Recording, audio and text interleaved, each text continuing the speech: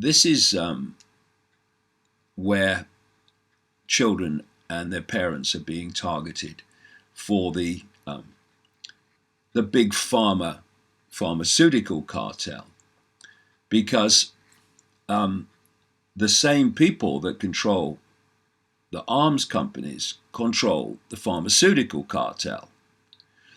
And here's the story. As media freaks out over 159 media cases, well, they also own the media as well, which is why that's their propaganda arm. Thousands of kids sold as sex slaves out of foster care. So if you ever needed a clearer example, the story says, of the mainstream media's intentions in this country, America, but see elsewhere, you need to compare the amount of coverage given to the 2019 measles non-crisis used to bolster vaccine manufacturers' bottom lines, while calling for the silencing of those who advocate for vaccine safety, versus the 18,000 children who will go missing from government-run protection care this year, many of whom will be sold into sex slavery. As the Google trend analysis below shows, the former received a ridiculous amount of coverage, while the latter received almost zero. So, again, these things that appear to be bewildering are perfectly and simply explainable. The agenda, the outcome, is designed to be mandatory vaccination and mandatory drugging of the entire human population. That's where this is planned to lead. And so now we are seeing more and more impositions of mandatory vaccination in many areas of the system.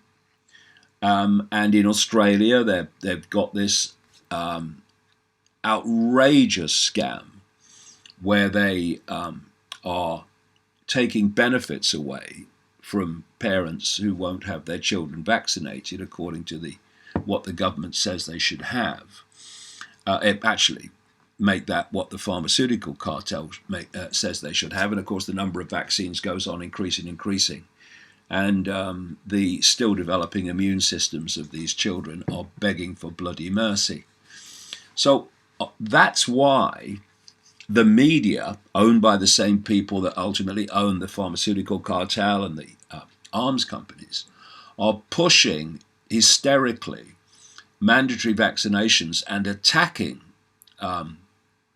people that question vaccines. This is why YouTube, owned by the same people that own you get the picture, are demonetized and will eventually seek to delete anti-vaccination information on YouTube.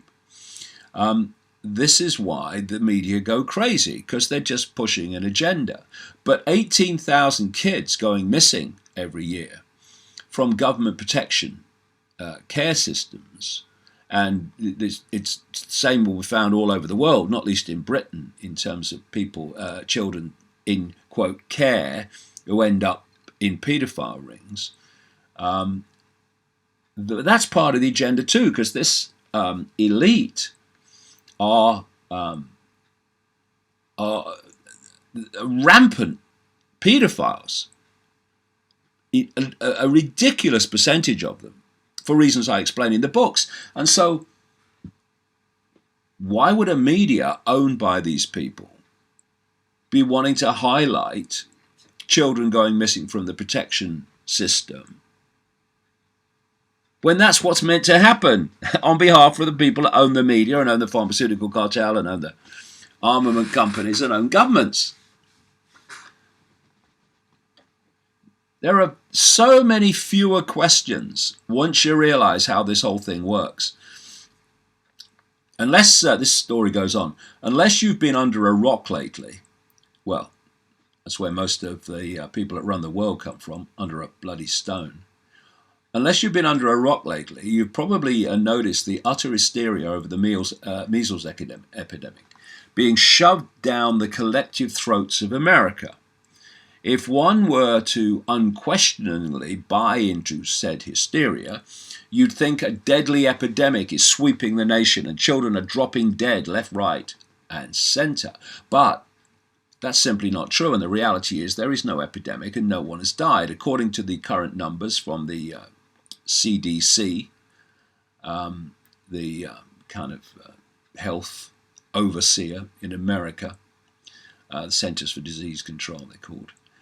There have been just 159 people in the country to report contracting the measles in 10 states. As a result of the hysterical coverage, however, a widespread war on those who advocate for informed consent has been waged. For a few dozen cases of measles, Washington has declared a state of emergency and media coverage has been devoted around the clock. To reiterate, as of February 21, 2019, there were only 159 cases of measles confirmed in the entire country, prompting hysteria. But when 18,000 kids a year go missing, many of them being sold into sex slavery, we hear nothing but crickets from the same people. It's true, the story says, that some of these kids will run away, others will escape to get away from abuse, and some will be involved with the wrong crowd and follow along. However, many others are outright stolen or kidnapped and end up being sold on the black market like a commodity. Now, that paragraph I know to be true from my own research into this, which was intensive for many years, in both America and Britain and other parts of the world, including Australia. So a very significant percentage of these 18,000 disappear into these rings. Anyone care? Well, not the media for a start, because they want to shut that down. And let me give you an example of that. This is a story in the Daily Mail, which has male newspapers in Britain have a record of seeking to stick the lid on paedophilia exposure when it involves the rich and famous. And here's a headline: "Call off this muckraking," says Mail. "I mean, we don't want to investigate political paedophilia. Move along now, nothing to see here." Well, that's the headline that I wrote, actually. And this is what the story says. It's by a bloke called Richard Littlejohn, Dick Littlejohn, and the independent inquiry into child sex abuse finally got underway yesterday, a mere 6.5 years after self-appointed nonce finder. Yeah, he's a bright guy, Richard Littlejohn, you know. General Tom Watson set the ball rolling. Well, you know, it's Tom Watson is the deputy leader of the Labour Party and a man who's driving this anti-Semitism thing in the Labour Party. Because Littlejohn doesn't know what he's bloody talking about.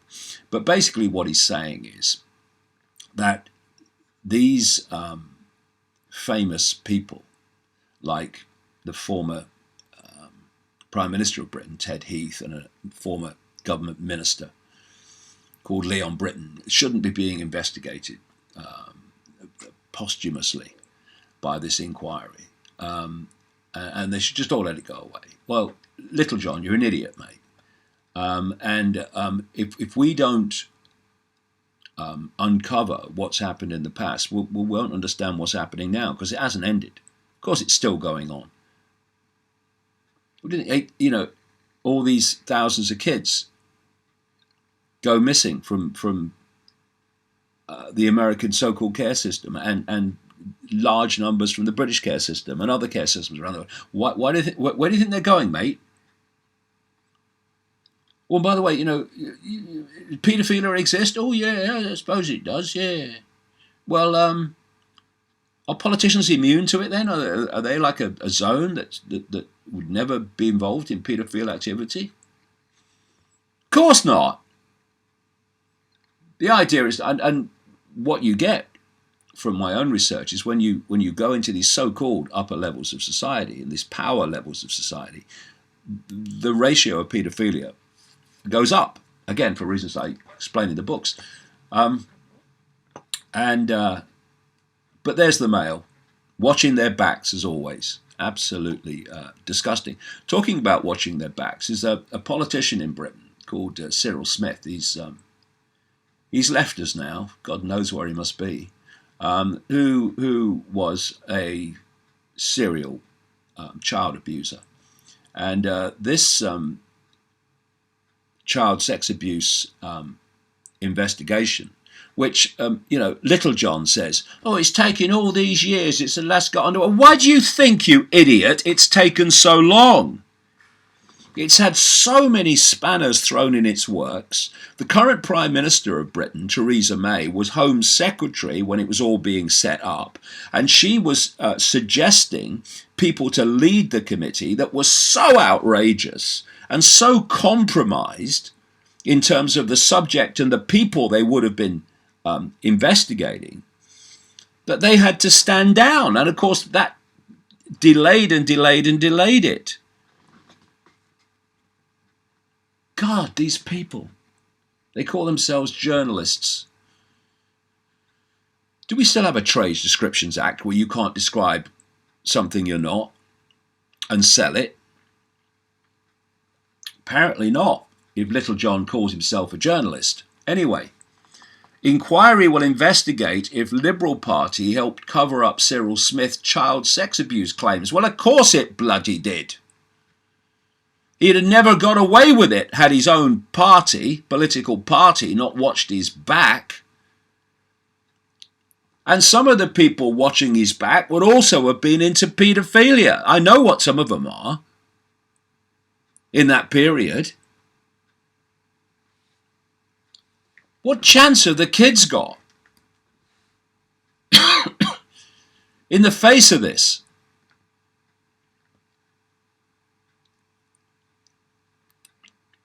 And here's a story with a lady, a model, Natasha Jayet, a model, socialite, TV presenter, and former contestant on the show Big Brother, she is described as. And she's been found dead. Of course, Richard Littlejohn would never be found dead for exposing famous paedophiles. He wants the whole thing shut down. But it appears she has been. Someone with some backbone, with some integrity. Model who exposed elite paedophile ring found dead after tweet predicting she'd be killed. After trying to expose the paedophile ring, she tweeted that someone may be trying to kill her and noted that she would never commit suicide. Story goes, last year, Natasha Jayet, a model, socialite, TV presenter and former contestant on the show Big Brother, came forward claiming she had evidence of a high-level paedophile ring involving VIPs, politicians, movie stars and celebrities. The usual story, in other words. The allegations led to a barrage of attacks against her, including death threats. And this month, she was found dead in a nightclub, prompting calls of foul play by her family. According to the Buenos Aires Times, a local news outlet in Jayet's home country of Argentina, Jayet's body was found in a bed at the Exanu Party Salon at La Nata, in a district north of Buenos Aires City, police have confirmed. Police currently looking into the circumstances of the 41-year-old mother of two's death, including interviewing those last seen with her in the hours before she died. According to local media, Jayet was found naked in a bed at the nightclub with cocaine residue in her nostrils, along with traces of LSD and liquor in her system. In 2018, Jayet made explosive allegations that dozens of high-profile sports and entertainment personalities were involved in an underage prostitution ring. Indicating she feared for her safety, she once went as far as to warn her via Twitter that she could pay the ultimate price for revealing dirty information she had on some of the country's rich and famous. After making these allegations of child sex rings, Jake made several television appearances and noted that she received death threats and a slew of backlash. This prompted the former model to go on Twitter to let people know that she would never harm herself. Warning, she said, "I'm not going to commit suicide. I'm not going to take too much cocaine and drown in a bath or shoot myself. So if this happens, it wasn't me. Save this tweet," she wrote in April 2018, according to a translation from the Times. That's the difference between people who have the integrity to want to make a difference in the world and Daily Mail journalists like Richard Littlejohn, who want to shut down legitimate inquiry and investigation into elite paedophilia. It's absolutely disgusting.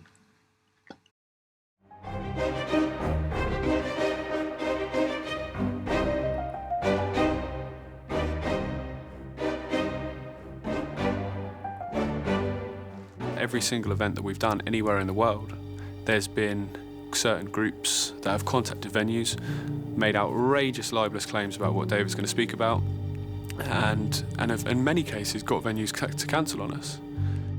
They tell the organisers that I'm going to go on the stage and I'm going to say a stream of racist things, none of which I have ever said, none of which am I ever going to say.